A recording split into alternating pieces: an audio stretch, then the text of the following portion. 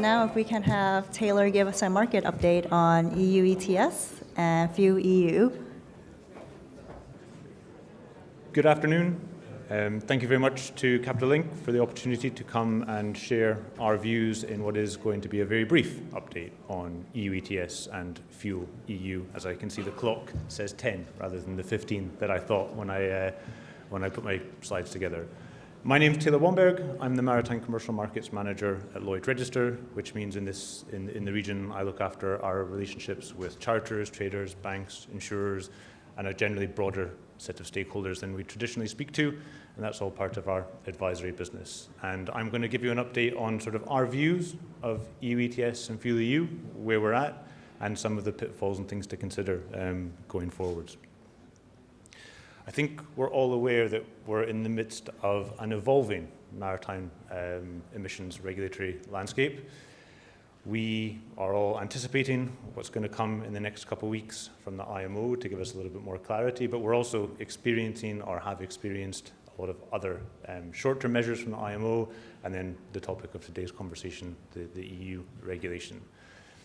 We sit and we've got a little bit of a risk that we end up with a fragmented, geographically fragmented regulatory landscape, but one thing that's common amongst all the different approaches to measuring emissions and ranking and trying to encourage us down this road of decarbonisation is that for a lot of emissions regulations, it doesn't just require the actions of a ship owner, it doesn't just require the actions of a charterer, but usually in order to succeed in any one of the regulations, it requires the cooperation or the collaboration or at least discussion between two parties on how they'll work together because of the operational element that's so prevalent.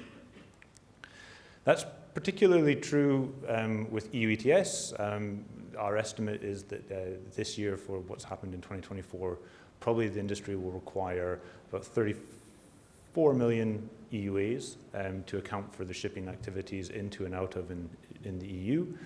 If we look at how much the market rate of an EUA is, anywhere from sort of 58 to 90, and it fluctuates, that's quite a significant cost to shipping that we need to try and account for.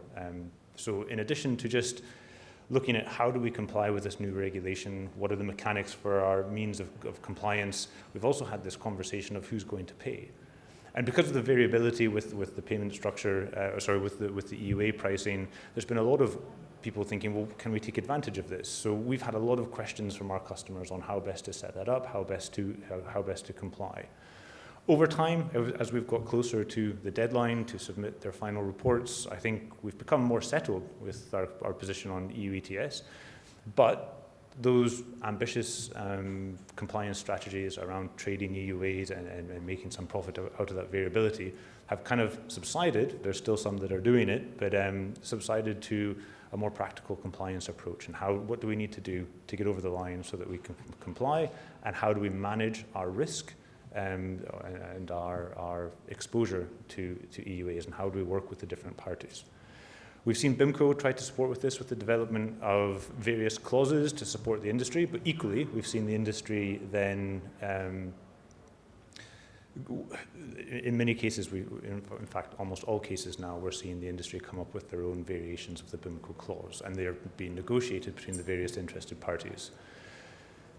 Once, now we're kind of at that compliance deadline, we've had 1 year of ETS, and I think most of the customers we're speaking to are relatively comfortable around EU ETS and what it means for them, at least in terms of how they're going to comply, maybe not comfortable with the fact that they still have to pay. And I think that sets a sort of maybe false sense of security when we go to look at FUELU. There's many similarities, and I think when we are presented and when we're presenting to the industry, we tend to talk about them in the same vein, but there's a lot of subtle differences between the two regulations. And it's those differences that I think offer up potential pitfalls for organizations or parties that do a copy-paste approach to how they're dealing with EU ETS and when they look at how they're going to deal with FUELU Maritime. I've picked out 4. I can tell you that there is a long list of very subtle and obscure differences between the two, and if that applies to your trade and your place in the industry, it's something that you can potentially fall foul of. So we know that we're not looking at tank to wake, we're looking at well to wake, so they need to look at how fuels are sourced and procured so that you get the right certification and that you're selecting fuels that have a lower life cycle emission as opposed to just the emissions when they're burnt in the vessel's engine. We also see that voyages that would be in scope for ETS sometimes aren't in scope for FUELEU. So we've got certain countries who haven't yet ratified, and we've also got different treatment of outermost regions. So if that applies to you, you might find that you've got voyages in scope for ETS but out of scope for FUELEU. We also see a difference in how we're accounting for fuels when we're going into and out of the EU. So it's beneficial if you're using lower emissions fuels. Yet, if you're not aware of that, you won't be able to take advantage, or you might choose a different strategy that means you're still paying for a fuel but not getting the full credit for it. And then, quite simply, we've got different compliance deadlines as well, which makes managing that more difficult as well. With all of these differences, FUELEU also introduces a bunch of sort of flexible compliance regimes and an element of optionality in how you do that. So through pooling, borrowing, and banking.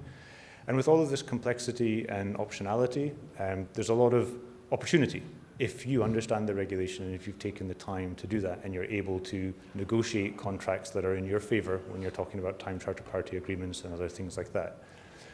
Once again, BIMCO have done a commendable job at trying to look at what that might look like and provide a framework. But again, I'm a strong believer that will just be a framework, and it will come down to those that understand their position and understand the regulation, understand the exposure, and understand and are very clear about what their strategy for compliance is.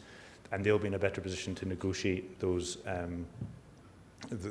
contractual agreements and those commercial agreements moving forwards.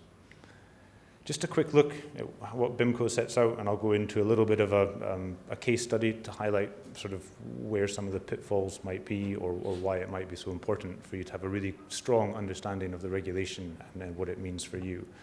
But because ultimately, whilst the regulation sets out what needs to be done, it doesn't tell you how to do it. So BIMCO have tried, but as I said, this will become a commercial negotiation. So there's an obligation on the ship owner that they must share what the compliance balance of the vessel is before handing it over to the charterer. So that seems to make sense, that you then know where you're starting from and you can proceed from there. There's also then, if the charterer provides a lower emission fuel and that generates a surplus, there's a facility within the clause for the ship owner to pay for the surplus to the charterer. But it's still up to commercial negotiation as to what that value will be and how that works exactly. I know there's cases where there are existing clauses where two parties have agreed and it's not quite working that way.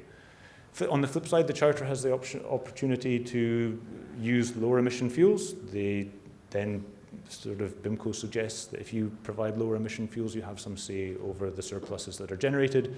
So it also provides the opportunity for you to choose whether they are pooled, banked, etc., etc.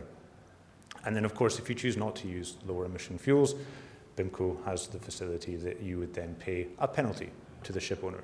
And that all seems relatively straightforward. And certainly, if we look at a simple, small time charter over a couple of months, charter opts to use a traditional fuel, it's above the requirements. As a result, you have a negative surplus. And if you follow the BIMCO clause by the letter, then they would pay the owner an agreed penalty based on the amount they're over and the amount of fuel that's used. And I think generally, whilst we might not like it, we can generally see that that's something that makes sense and subject to what you've agreed. When we add in sort of the other parts of the year and take a more complete view, and particularly in this case from an owner's perspective, if we have two charters at the start of the year that take the same approach of using traditional fuels and they pay a penalty to the owner because they've generated a negative compliance balance, the owner then finishes the year, they have a couple of months, they have a good understanding of the compliance balance, and they have taken the initiative to understand what their compliance strategy is going to be.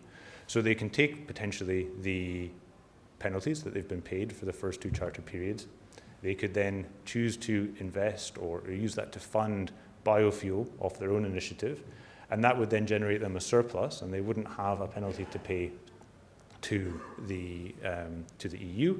And they may also find, and this is sort of a much simplified example for a piece of work that we've done for a client of ours, they may actually find that they have a surplus of within FUELEU that they can then bank for future years without having to dip into their pockets because of the penalties that they've made, that they've gained in the first 2 periods of the year. Taking a slightly different approach to that, then maybe we have a charter instead of the owner taking control of the vessel in that last part of the year. Again, the charter has a view of the current compliance balance for the vessel. They opt as well to use a B20 blend. And they do that off of their own accord. Because of the way the BIMCO clause is structured, they've negotiated such that they will be paid a surplus for the provision of biofuels because they've generated a surplus for the owner. So there'll be a repayment from the owner to the charter. So the charter is, in the third case, is relatively happy. They've potentially covered their cost. But the owner, in this case, finishes the year where they've had 2 periods where they've had a penalty paid to them to cover the negative surplus.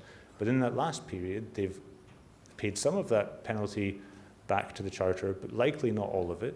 So they finish the year where they've got a surplus, and they also then have a little bit of extra cash in the bank as a result. So I think the purpose of sharing this with you was just the importance of understanding the regulation. I think it is complex, and it's going to become more complex as we hopefully get market-based measures coming from the IMO. So you really need to understand the regulation. You also then need to understand what your exposure might be and how you as a company are going to form a strategy. And that doesn't matter whether you're a charter, an owner, or DOC holder as a third-party manager. You've got to understand what position you play and how best to negotiate your situation there. And I think those who understand the regulation, understand their position, and understand their strategy will be in a better position for those negotiations going down, and probably likely do better out of those than who haven't necessarily looked into it in as much detail.